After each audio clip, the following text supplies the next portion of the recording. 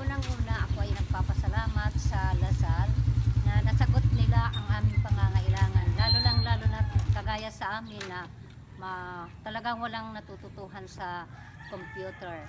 Sa ngayon, ako ay nagpapasalamat na nasagot nila ito. At sa na-experiensyahan ko ngayon, malaking bagay ang naitulong ng Lasal sa amin, lalo na sa mga beginner. Dahil dito namin natutunan kung paano mag-hands-on ng computer at lalong-lalo na mag-create ng mga text, ng mga, yes, I should say text, kung paano ito i-preprint, paano ito i-save, at paano ang paggamit ng mga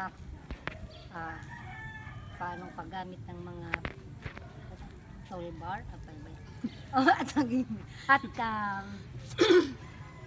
sa pagtulong ng Lasal na makamit namin ang mga knowledge na ito, ay malaking bagay din ito sa aming mga guro, lalong-lalo na sa makabagong implementasyon sa LICAD, sa Keto 12, na kung saan ay ginagawa namin ang e-class record sa mga computer. Para sa akin ay ako'y natutuwa at ako'y mayroon akong malaking bagay na naitulong sa training na ito. Maraming salamat sa Lasal at sa lahat ng mga magagaling na mga facilitator. Thank you po. Ma'am, lahat mo na nasabi, wala na akong masasabi. Unang-una po, magandang hapon po, Ma'am Chris.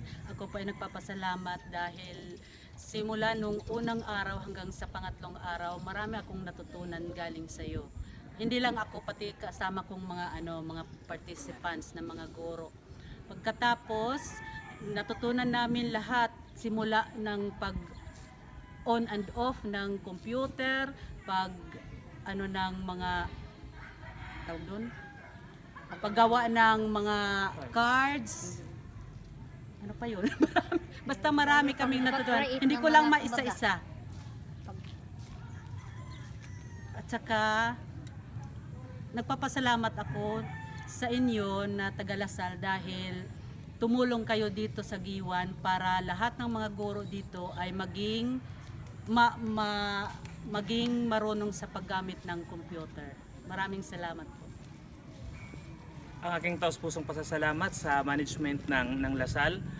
Bilang participant ng 3 days na training na ito, malaki ang naitulong to sa akin. As ALS coordinator, ang aking nalaman ay maibabahagi ko po to sa mga out of school youth, lalong-lalo na yung mga dropout sa elementary and secondary. Because as far as I know, na yung mga yon na mga nasa dropout ngayon, hindi sila nakahawak man lang ng computer.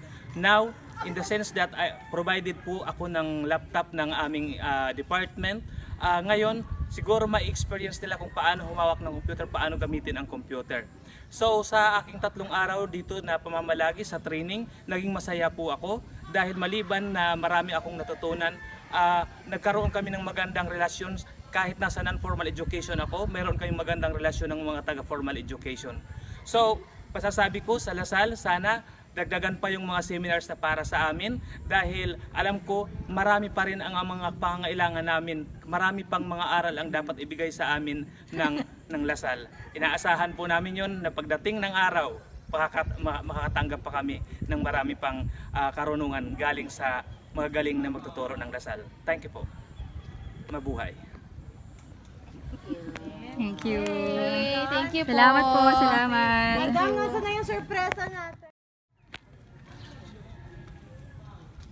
Para po sa akin, malaking tulong po ang naging ano po namin ngayon, naging training kasi po lalong-lalo na po sa Microsoft Publisher at saka Movie Maker kasi naging interesado po ako lalo doon sa dalawang yun kasi yun po yung gusto ko pong matutunan before pa po. Unang-una, ako po ay nagpapasalamat kay Ma'am Kit dahil sa nung unang araw akala ko ay babalik ako sa beginner kasi parang natatakot ako pero yung magturo na si Ma'am Kit ayun, marami akong natutunan. Salamat po, Ma'am. God bless you. Tapos Ma'am, ito po ay gagamit ko sa aking pagtuturo, lalo na ako ay isang grade 1 teacher. Salamat po, ma'am. May ito. Okay, so unang-una maraming salamat po sa Lasal family na naghatid dito ng karunungan tungkol sa computer.